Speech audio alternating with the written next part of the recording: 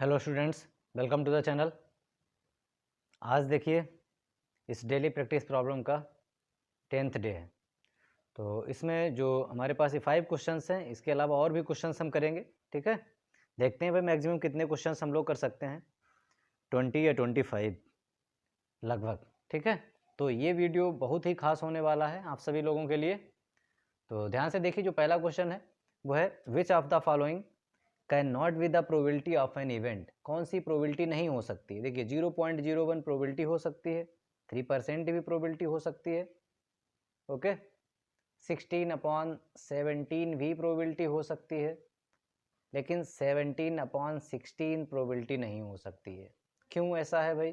देखिए प्रोबेबिलिटी की अगर हम बात करें तो 0 से 1 तक प्रोबेबिलिटी होती है, 1 से ज़्यादा प्रोबेबिलिटी नहीं हो सकती है, ठीक है, और 0 से कम प्रोबेबिलिटी नहीं हो सकती है, नेगेटिव में प्रोबेबिलिटी नहीं हो सकती है। ध्यान रखिएगा। परसेंट की अगर हम बात करें, परसेंट की, तो परसेंट में 0% से लेकर 100% तक, अगर 100% से कोई कहता है ज़्यादा प्रोबेबिलिटी है तो ये गलत है। ठीक है, प्रोबेबिलिटी इससे ज़्यादा नहीं हो सकती है। जीरो प्रोबेबिलिटी किसकी होगी? इम्पॉसिबल इवेंट की प्रोबेबिलिटी 0 होगी और श्योर इवेंट की प्रोबेबिलिटी 1 होगी, ओके। इतना आपको ध्यान रखना है। इसलिए ये 0.01 भी हो सकती है, ये भी हो सकती है, और फिर ये भी क्यों? क्योंकि इसका न्यूमरेटर छोटा है, डिनोमिनेटर 1 आपका बड़ा है, इसका मतलब इसकी वैल्यू 1 से कम है भाई। और इसकी जब न्यूमरेटर बड़ा हो जाए, डिनोमिनेटर छोटा हो, तो ये तो 1 से ज़्यादा हो जाएगी वैल्यू, इसलिए ये आंसर हमारा नहीं हो सकता है। पूछा है can not be. Second question देखिए, probability of an event plus probability, ये नॉट ई। ठीक है, नॉट ई से कहते हैं मतलब होने की प्रोबेबिलिटी अगर ई है और ना होने की प्रोबेबिलिटी को ई बार से रिप्रेजेंट कर दिया जाता है, या हम ये कहें कि ये जो है ई बार जो है ये कंप्लीमेंट है किसका? ई का। ई कोई इवेंट है, इसका कंप्लीमेंट ये है। कंप्लीमेंट का मतलब यही है, अगर होने की प्रोबेबिलिटी ये है तो ये ना होने की होगी। तो इन दोनों का सम हमेशा 1 होता है। कितना होता है? 1 होता है। लेकिन इस क्वेश्चन में किसके इक्वल दिया है? x के। तो यहाँ से हमें यही समझ लेना है कि x की वैल्यू कितनी आ गई है? 1। तो x³ - 3 की वैल्यू पूछिए, तो क्या करेंगे? x की जगह 1 पुट कर देंगे और 1 का क्यूब 1 होगा, 1 - 3 कितना हो जाएगा? -2। तो इसलिए इसका आंसर क्या हो जाएगा? -2। क्लियर है?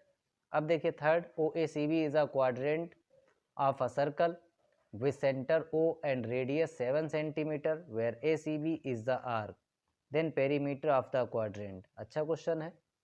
तो क्या करना है? इसके अकॉर्डिंग OACB एक बनाया हमने, OACB, ठीक है। ये क्या है? क्वाड्रेंट। क्वाड्रेंट का क्या होता है भाई? सर्कल का 4th पार्ट होता है। तो इस पर क्वाड्रेंट में एंगल बनता है 90 डिग्री। क्लियर? अब इसकी रेडियस 7 सेंटीमीटर है, तो यहाँ से यहाँ तक की रेडियस है, यहाँ से यहाँ तक की रेडियस है, ये कितनी है? 7 है।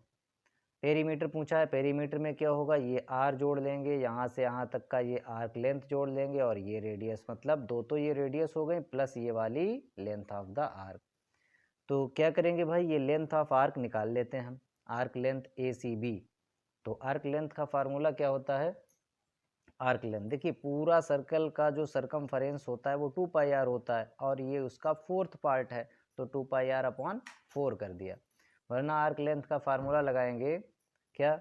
θ/360 इंटू 2πr, ठीक है। और थीटा की जगह यहाँ एंगल पुट करेंगे 90, तो 90/360 कितना हो जाएगा? 1/4 2πr। तो यही फार्मूला आ जाएगा। क्लियर है? यहाँ पर वैल्यू पुट कर देंगे 2, और ये पाई की वैल्यू ये 7 रख दिया हमने रेडियस की जगह, और अपॉन में 4 था तो अपॉन में 4 रख दिया। कैंसिल करेंगे इसे, 2 2 जा 4, और 2 से 22 कैंसिल कर देंगे, 11 आ जाएगा, 7 से 7, तो 11 सेंटीमीटर ये आ गई यहाँ से यहाँ तक आर्क लेंथ। पेरीमीटर में क्या हो जाएगा? ये रेडियस और ये रेडियस, तो r + 11 मतलब 7 + 7 + 11 25। तो 25 ये आंसर है बी। ठीक है। फोर्थ क्वेश्चन देखिए, in figure PQ is a tangent to the circle. तो ये फिगर है जिसमें ये PQ टेंजेंट है, सेंटर इसका ऊपर है। अब OPQ ये एंगल दिया है x, और POQ देखिए ये एंगल POQ ये y दिया है। तो इन्होंने कहा भाई x + y की वैल्यू क्या होगी? तो कॉन्सेप्ट क्या है भाई? जो टेंजेंट होती है वो रेडियस पर परपेंडिकुलर होती है, ये आपको ध्यान रखना है, ठीक है। ये कॉन्सेप्ट है, रेडियस और टेंजेंट जो है, तो टेंजेंट रेडियस पर क्या होती है, परपेंडिकुलर, या हम कहें radius is perpendicular to the tangent, एक ही बात है। तो फिर आप बताओ ट्रायंगल के तीनों एंगल्स का सम कितना होता है, 180 होता है। तो ये अकेले 90 है, तो इन दो का सम 90 बचा, इसका मतलब x + y 90, means option B हमारा करेक्ट हो गया। फिफ्थ देखिए भाई, question number 5, the height of a tower is 20 metre. एक टावर है जिसकी हाइट 20 मीटर है। Length of its shadow made on level ground when the sun's altitude is 60 degree. तो ये जो है, ये टावर बना लिया, ए बी टावर ले लिया, जिसकी कितनी हाइट है, 20 मीटर है, और शैडो इसकी ए से सी तक शैडो सपोज कर ली हमने, जो कि हमने एक्स सपोज कर ली है, एक्स क्या है, ये शैडो है। आगे क्वेश्चन में कहा गया है कि व्हेन सन्स एल्टीट्यूड, ये सन्स एल्टीट्यूड क्या होता है, सन्स एल्टीट्यूड का मतलब है एंगल ऑफ एलिवेशन, ध्यान रखिएगा, ठीक है, कई जगह क्वेश्चन आपको मिल जाएगा सन्स एल्टीट्यूड। तो ये हमारे पास 60 डिग्री है, तो इसके लिए बना लिया। अब आप बताओ इस 60 के लिए, इस एंगल के लिए अपोजिट वाली जो साइड होती है, ये क्या होती है, अपोजिट वाली साइड परपेंडिकुलर होती है, और इससे जुड़ी हुई एडजेसेंट साइड को हम बेस बोलते हैं, और हाइपोटेन्यूज तो फिक्स होता है 90 के अपोजिट, भाई ये तो 90 ही होगा, ठीक है, ये हाइपोटेन्यूज। तो इनमें से अगर कुछ भी निकालना है तो tan थीटा यूज कर लीजिए, क्यों, क्योंकि tan थीटा होता है परपेंडिकुलर अपॉन बेस। कॉट भी यूज कर सकते हैं आप, ओके। और इसमें से, इनमें से अगर कोई एक निकालना हो तो आप sin थीटा यूज कर लें, क्यों, क्योंकि sin थीटा क्या होता है, परपेंडिकुलर अपॉन हाइपोटेन्यूज। और बेस और हाइपोटेन्यूज में अगर कुछ निकालना हो, एक दिया हो, तो cos यूज कर लीजिए, या उसका रेसिप्रोकल भी यूज कर सकते हैं। तो यहाँ पर यूज कर लिया हमने tan theta, tan 60 is equal to 20/x, और tan 60 की वैल्यू रख दी √3, और 20/x, x इधर मल्टीप्लाई में आया √3x, और फिर √3 डिवाइड में आ जाएगा, तो 20/√3 आंसर हो जाएगा ए। क्लियर है यहाँ तक सभी को? तो अब देखिए स्टूडेंट्स, आगे के जो हम क्वेश्चंस आपके लिए ला रहे हैं, ये हमारे CBSE सैम्पल पेपर 2023-24, ठीक है, बेसिक और स्टैंडर्ड दोनों में मिला करके 20 और 20 40 MCQ हैं, दोनों आप अच्छे से प्रिपेयर कर लें, ठीक है। इनमें से ही हमने मिक्स क्वेश्चन लिए हैं 20 क्वेश्चंस, तो इनको कोशिश करते हैं, देखते हैं भाई कितने कर पाते हैं, क्योंकि वीडियो भी ज़्यादा लंबा नहीं होना चाहिए, ठीक है। तो पहला क्वेश्चन हमारे पास है, देखिए, इफ़ टू पॉजिटिव इंटीजर्स, ये दो पॉजिटिव इंटीजर्स हैं, कौन कौन से, ए एंड बी, जिन्हें क्या लिखा गया है, a is equal to x³ and b is equal to xy³ where xy are prime numbers, then the result obtained by dividing the product of the positive integers by the LCM AB। तो find क्या करना है, यहाँ से आपको सबसे पहले तो ये समझना है, ठीक है, यहाँ पर then the result obtained by dividing the product of the positive integers by the LCM, मतलब दो जो इंटीजर्स हैं इनके प्रोडक्ट को डिवाइड करना है किससे, दो जो इंटीजर्स हैं इनके प्रोडक्ट को किससे डिवाइड करना है, LCM ऑफ टू नंबर से। तो हमें ये क्या मिलेगा, ये बताइए क्या मिलेगा, ये मिलेगा हमें HCF। क्यों, क्योंकि आपको तो पता है भाई रिलेशन क्या होता है, दो नंबर और उनके HCF LCM में रिलेशन क्या होता है, HCF into LCM is equal to product of two numbers, ये रिलेशन आपको याद रखना है, ठीक है। तो इस क्वेश्चन में आपको ये समझना है कि भाई हमें HCF फाइंड करना है, ओके। तो HCF निकालने के लिए आपको तरीका बताया है, जब A और B हमें पता है तो HCF निकालने का, देखिए A और B, ये जो है यहाँ पर x³ है और यहाँ पर x की पावर कितनी है, 1 है, तो HCF में जो कॉमन प्राइम फैक्टर्स होते हैं उसकी स्मॉलेस्ट पावर लिखते हैं, तो स्मॉलेस्ट क्या है, x की पावर 1 है, और फिर दोनों में हमारे पास दूसरा, देखिए दूसरा कॉमन प्राइम फैक्टर क्या है, y भी है, और y की सबसे कम पावर कौन सी है, y², तो ये हो गया HCF xy²। तो ऑप्शन कौन सा करेक्ट हो जाएगा, देखिए बी ऑप्शन करेक्ट होगा, पहले का बी। क्लियर हुआ सभी को? अब देखिए क्वेश्चन नंबर 2, दूसरा जो हमारा क्वेश्चन है वो ये है,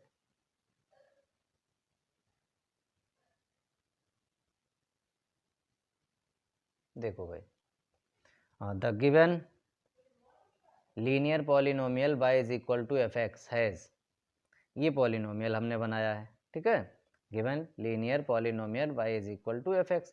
तो ये लीनियर है पॉलिनोमियल, तो लीनियर है तो इसके जीरो कितना, एक होगा, दो होंगे, तीन, एक ही जीरो होता है भाई लीनियर पॉलिनोमियल का। अब इसको देखकर आपको बताना है कि यहाँ लिखा है पहला ऑप्शन 2 जीरोज, तो रॉन्ग हो गया। दूसरा 1 zero and the zero is 3, तो एक जीरो होगा, बिल्कुल करेक्ट है, और वो जीरो क्या होगा, 3। तो एक्स एक्सिस वाला आपको देखना है, ये देखना है एक्स एक्सिस को किस पॉइंट पर कट कर रहा है, 3,0। तो यही पॉइंट इसका सल्यूशन है, मतलब 3 इसका जीरो है, ठीक है, 3 इसका जीरो है, एक्स एक्सिस पर ये 3 पर कट कर रहा है, तो 3 इसका एक जीरो, और एक ही जीरो होता है लीनियर का, 1 जीरो एंड जीरो इज 4, तो ये नहीं देखना है आपको, क्यों, क्योंकि पॉलिनोमियल क्या है, y is equal to F X है, ओके। तो इसलिए एक्स एक्सिस को जहाँ कट करता है वो जीरो होता है, तो ये ऑप्शन हमारा करेक्ट हो गया। तीसरा देखिए भाई, थर्ड क्वेश्चन क्या कह रहा है, तो देखिए थर्ड क्वेश्चन में हमारे पास the lines representing the given pair of lines are non-intersecting, which of the following statement is true। तो कौन सा स्टेटमेंट इसके लिए ट्रू है, बहुत इंपॉर्टेंट भाई क्वेश्चन है, कॉन्सेप्ट बेस्ड क्वेश्चन है। तो नॉन इंटरसेक्टिंग लाइंस हमारी कौन सी होती हैं, नॉन इंटरसेक्टिंग का मतलब पैरेलल लाइंस, और पैरेलल लाइंस का केस कौन सा है बताइए, पहला वाला जो ये केस है, तीनों जब इक्वल होते हैं, रेशियो A1/A2, B1/B2 और C1/C2, ये केस किसका होता है, कोइंसिडेंट लाइंस का, किसका होता है, कोइंसिडेंट लाइंस। और कोइंसिडेंट जब लाइंस होती हैं तो उसके इनफाइनाइटली मैनी सॉल्यूशन होते हैं, ओके। ये केस जो है A1/A2 is equal to B1/B2 is not equal to C1/C2, इसके लिए लाइंस पैरेलल होती हैं, पैरेलल का मतलब नॉन इंटरसेक्टिंग, मतलब इसमें हमारा ऑप्शन तीसरे में ये बी ऑप्शन करेक्ट होगा, ठीक है। और ये तो होता ही नहीं है, थर्ड तो हम देखते नहीं है, शुरुआत के हम दो भले देखते हैं, इतना अगर हम रख लें A1/A2 is not equal to B1/B2, तो ये इसका सल्यूशन यूनिक होता है। और लाइंस कैसी होती हैं, इंटरसेक्टिंग लाइंस होती हैं, ओके। अब देखिए क्वेश्चन नंबर 4 पर पहुंचते हैं। फोर्थ क्वेश्चन में ये कहा गया है the nature of the roots of the quadratic equation, तो 9x² - 6x - 2 is equal to 0, ये जो क्वाड्रेटिक इक्वेशन है इसका नेचर, तो नेचर किस पर डिपेंड करता है, डिस्क्रिमिनेंट पर डिपेंड करता है, किस पर डिपेंड करता है, डिस्क्रिमिनेंट पर। तो इसके लिए हम डिस्क्रिमिनेंट फाइंड करेंगे, और ये हमारा क्वेश्चन नंबर है कौन सा, फोर्थ है। और डिस्क्रिमिनेंट का फार्मूला क्या होता है, b² - 4ac, तो ये हम यहाँ से निकाल लेंगे भाई। इसमें देखिए यहाँ पर b की वैल्यू कितनी है, -6, तो -6 का स्क्वायर कर लीजिए, -4, a की जगह कितना है 9, ओके, और c की जगह यहाँ पर कितना है -2, तो -2, इसका मल्टीप्लाई कर देते हैं, 36 हुआ, और ये माइनस माइनस प्लस हुआ, 4 2 जा 8, 8 9 जा 72, और ये कितना आ गया हमारे पास, देखिए इसका 6 2 8 और 7 3 108। फिर से चेक कर लेते हैं भाई डिस्क्रिमिनेंट, ठीक है, गलती नहीं होनी चाहिए। तो डिस्क्रिमिनेंट देखिए यहाँ पर कितना था, ये 9 है, a की जगह, b की जगह -6 है, और c की जगह -2 है, क्लियर। और डिस्क्रिमिनेंट का फार्मूला होता है b² - 4ac, तो -6 का स्क्वायर 36 हो गया, माइनस का 4, a की जगह 9 है और c की जगह -2 है, तो सही है, करेक्ट है। ये पॉजिटिव आ गया, कैसा आया, ये पॉजिटिव है, पॉजिटिव। तो पॉजिटिव अगर डिस्क्रिमिनेंट होता है मतलब इसकी वैल्यू 0 से बड़ी हो, तो रूट्स जो है कैसे होते हैं, दोनों रूट्स डिफरेंट होते हैं, जिसको हम कहते हैं 2 डिस्टिंक्ट रियल रूट्स, तो ये ऑप्शन करेक्ट हो जाएगा, ऑप्शन सी करेक्ट हो जाएगा। अच्छा, ये नो रियल रूट्स कब होंगे, अगर डिस्क्रिमिनेंट हमारा नेगेटिव आ जाए तो नो, कोई रूट्स रियल नहीं होंगे। इक्वल रूट्स कब होंगे, जब डिस्क्रिमिनेंट की वैल्यू 0 आ जाए, ठीक है। और ये वाला सी 2 डिस्टिंक्ट रियल रूट्स कब होंगे, जब डिस्क्रिमिनेंट पॉजिटिव आ जाए। तो डिस्क्रिमिनेंट पॉजिटिव, नेगेटिव या 0 तीन ही तरीके से आ सकता है। मोर देन 2 रियल रूट्स, तो ये तो हमारे पास यहाँ पर क्वाड्रेटिक में हो ही नहीं सकता, ओके। तो यहाँ तक समझ गए। अब देखिए question number 5, 2 APs have the same common difference, the first term of one of these is -1, तो 2 AP हैं, दोनों का कॉमन डिफरेंस जो है यहाँ पर लगाते हैं क्वेश्चन नंबर 5, 2 AP हैं जिनका कॉमन डिफरेंस, जिसको हम D से डिनोट करते हैं, वो कैसा है, सेम है, मतलब दोनों का कॉमन डिफरेंस हमने D ले लिया। अब फर्स्ट टर्म, पहली AP का फर्स्ट टर्म कितना है भाई, -1 है, पहली AP का फर्स्ट टर्म -1 है। दूसरी AP का फर्स्ट टर्म कैपिटल ए ले लेते हैं और कितना है यहाँ पर, -8 है। ओके, कितना है, -8। देखिए ये वाला है क्वेश्चन नंबर 5। अब यहाँ कहा गया है then the difference between their fourth term, तो इनके भाई फोर्थ टर्म के बीच में डिफरेंस, एनसीईआरटी में भी ऐसा क्वेश्चन है। अब कोई से भी फोर्थ, इनके ये फर्स्ट एपी का पहला टर्म है, फर्स्ट एपी के लिए फर्स्ट टर्म, और ये सेकेंड एपी के लिए फर्स्ट टर्म है। अब इसका फोर्थ टर्म क्या होगा, जो फर्स्ट एपी होगी, इसका पहला टर्म ये है, फर्स्ट एपी का फोर्थ टर्म होगा ए प्लस 3D, ठीक है। और दूसरी एपी का फोर्थ टर्म क्या होगा, कैपिटल ए, इसका फर्स्ट टर्म है और कॉमन डिफरेंस तो सेम है, तो इसका ये प्लस 3D, ठीक है, ये तो होगा भाई। अब इसमें इनका डिफरेंस हमें निकालना है, तो इसमें जब डिफरेंस निकालना है तो इसमें से इसको घटा दीजिए, माइनस कर देते हैं। तो जब माइनस करेंगे तो 3D ये प्लस का है और ये 3D माइनस का, कैंसिल हो जाएगा, और कुल मिला के जो फर्स्ट टर्म का डिफरेंस होगा वही आएगा।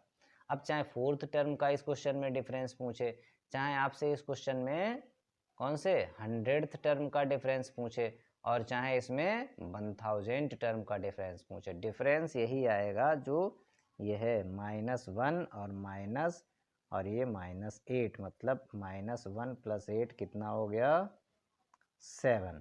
तो इसमें आंसर हमारा कौन सा करेक्ट हो जाएगा, 7 जो है वो करेक्ट हो जाएगा, ठीक है, ऑप्शन सी।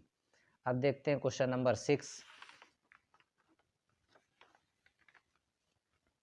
ठीक है, कौन सा, क्वेश्चन नंबर 6। तो ध्यान से देखिए भाई, question number 6, what is the ratio in which the line segment joining this and this is divided by x axis.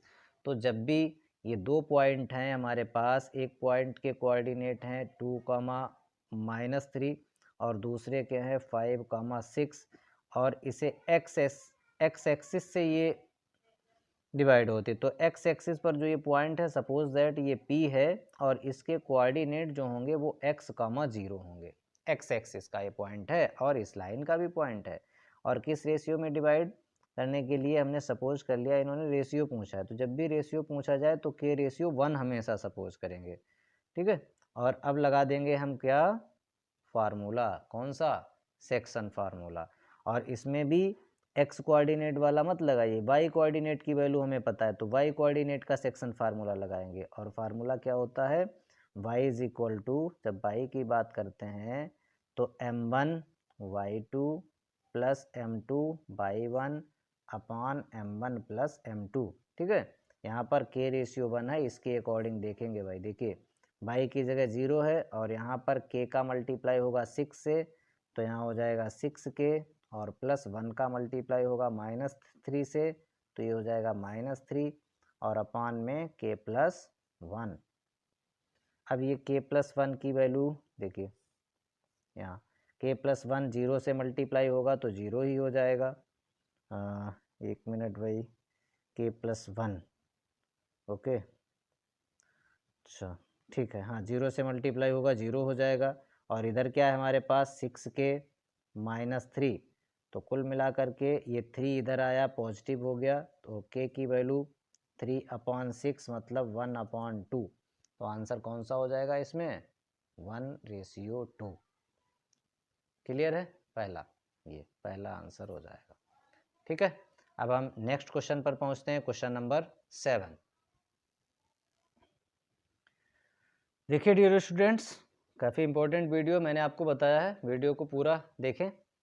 Question number 6 कर लिया हमने, 7, a point XY is at a distance of 5 units from the origin.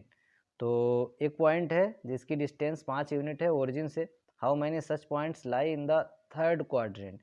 तो भाई third quadrant में ऐसे बहुत सारे point होंगे, इनफाइनाइटली मैनी होंगे, जिनकी डिस्टेंस आप बताइए खुद ही, अगर ये हम बना देते हैं और ये हमारा थर्ड क्वाड्रेंट है, एक जिसे मैंने सर्कुलर ऐसा ये सर्कल बनाया, ठीक है, और इसकी रेडियस कुछ ना कुछ भाई, जैसे मान लीजिए यहाँ से यहाँ तक ये रेडियस ये 5 यूनिट है, तो इस सर्कल पर तो इनफाइनाइटली मैनी पॉइंट होते हैं, तो ये थर्ड क्वाड्रेंट में भी ये बहुत सारे इनफाइनाइटली मैनी पॉइंट होंगे, कोई एक थोड़ी 2-4 होंगे, है ना, पूरे पे इनफाइनाइटली मैनी होती, तो इस पे भी तो इनफाइनाइटली मैनी पॉइंट्स हुए। तो ऐसा ही कुछ क्वेश्चन है ये जिसमें कहा गया है, तो इसका आंसर डी करेक्ट होगा, इनफाइनाइटली मैनी।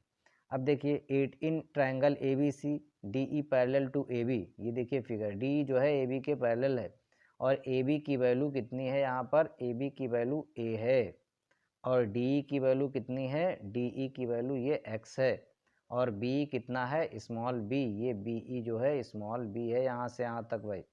आगे देखिए ई सी कितना है, ई सी ये वाली वैल्यू सी है, स्मॉल सी, और then X expressed in terms of A B and C, तो एक्स को भाई कैसे एक्सप्रेस करेंगे इनके टर्म्स में, तो आप बताइए क्या ये बड़ा वाला ट्रायंगल ए बी सी इस छोटे ट्रायंगल के सिमिलर है या नहीं है, बोलिए, ये सिमिलर है, क्यों, क्योंकि ये लाइन तो पैरेलल है भाई, ये दोनों लाइन पैरेलल हैं, तो ये जो एंगल है हमारा यहाँ पर अगर फिगर के अकॉर्डिंग देखें तो 90 डिग्री लग रहा है, लेकिन कोई बात नहीं, पैरेलल लाइंस हैं, तो ये जितना भी एंगल होगा उतना ही ये वाला भी होगा, बोलिए, जितना ये होगा उतना ही तो ये होगा। इस बड़े ट्रायंगल का ये बी एंगल और इस छोटे ट्रायंगल का ये ई एंगल दोनों बराबर हो गए, क्यों बराबर हो गए, क्योंकि ये लाइंस पैरेलल हो गई और ये वाला एंगल दोनों में कॉमन हो गया।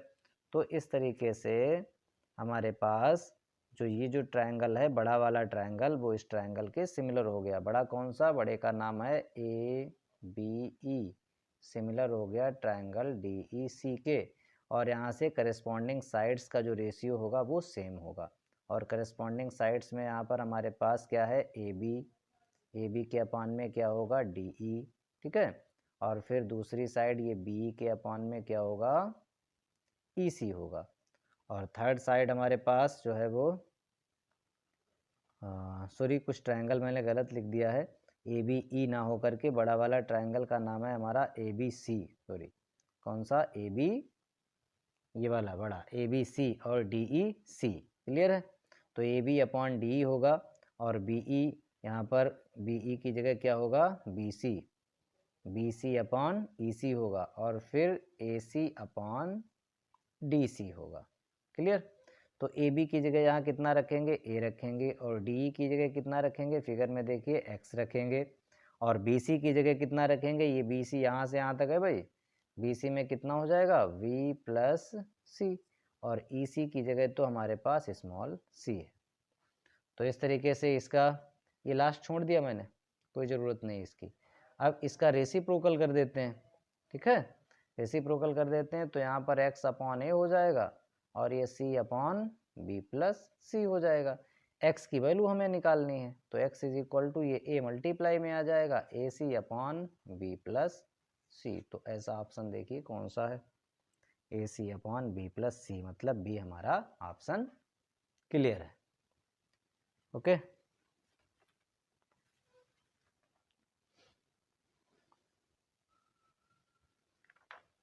अब देखिए हम लोग पहुंचते हैं क्वेश्चन नंबर 9 पर, और 9 में हमारे पास दिया है साइन थीटा, ये क्वेश्चन नंबर 9 है जिसमें दिया है साइन थीटा ए अपॉन बी। तो एक हमने ट्रायंगल बनाया ऐसे ट्रायंगल, और जिसमें ये थीटा लिया और कितना है, साइन थीटा है ए अपॉन बी, तो साइन थीटा क्या होता है, परपेंडिकुलर अपॉन हाइपोटेन्यूज।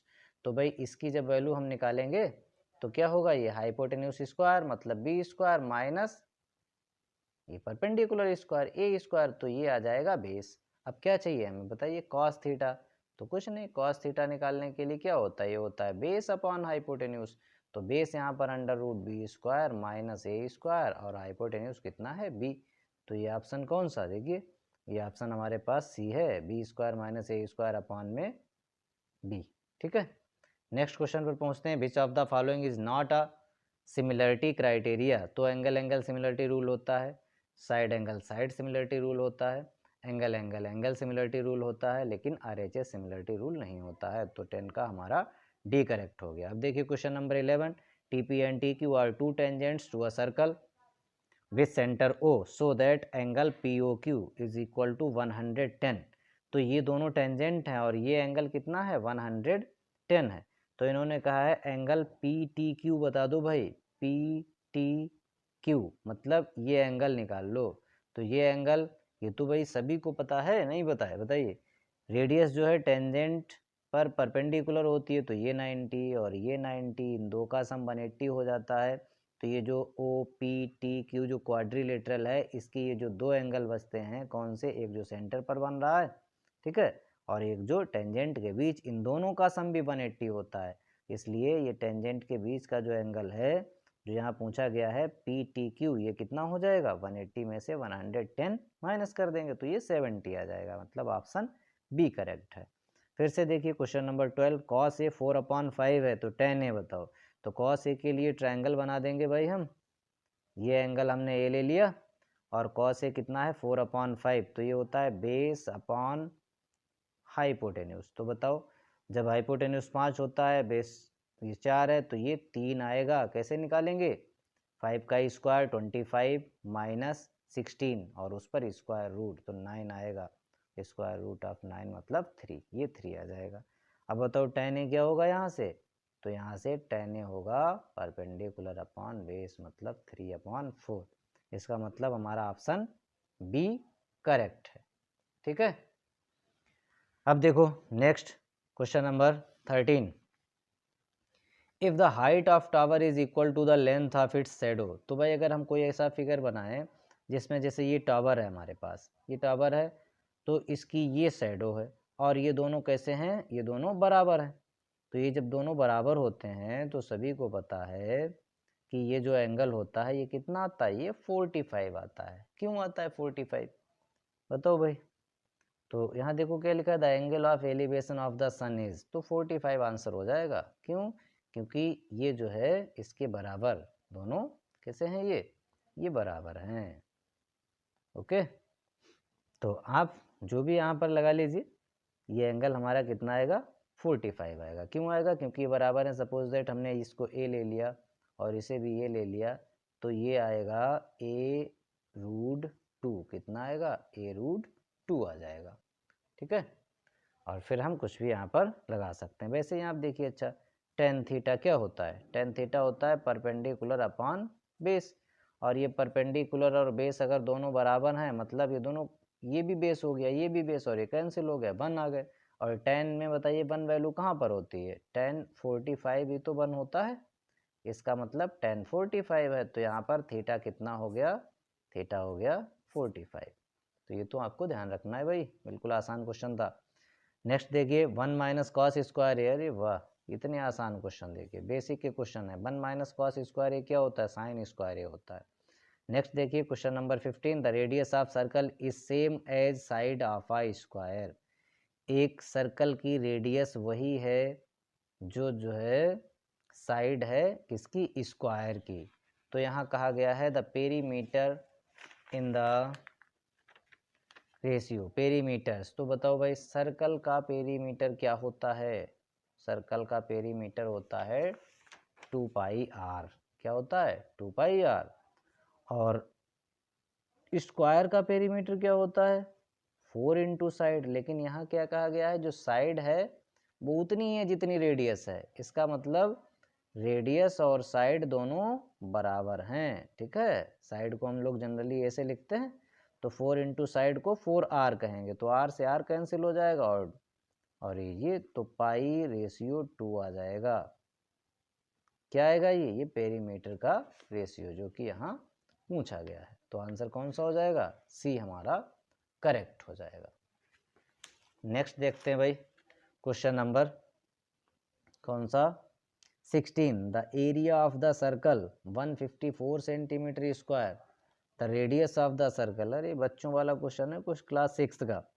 क्या होता है फार्मूला बताइए, एरिया ऑफ सर्कल का πr² होता है, और ये कितना दिया हुआ है 154। तो r² बराबर, यहाँ पर जब हम पाई की वैल्यू रखेंगे तो 22/7 आएगी।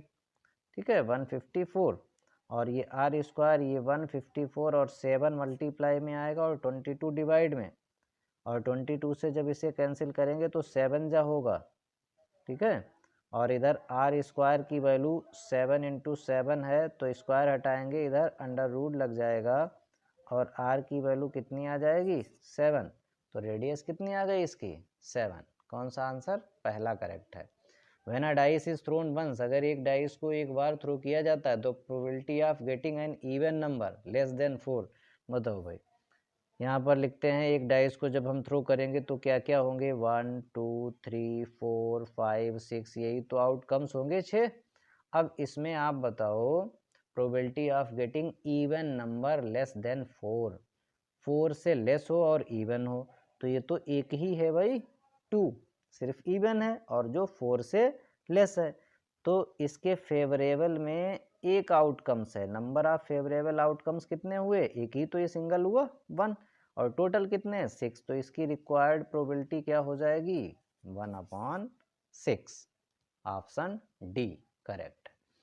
18 क्वेश्चन देखिए, फॉर द फॉलोइंग डिस्ट्रीब्यूशन, ठीक है, कौन फॉर द फॉलोइंग डिस्ट्रीब्यूशन, ये डिस्ट्रीब्यूशन है 0 to 5, 5 to 10, 10 to 15, 15 to 20, 20 to 25, और ये इनकी फ्रीक्वेंसी है। The lower limit of the model class, model class बताया है आपको भाई, मॉडल क्लास निकालने का तरीका क्या होता है, what is model class, model class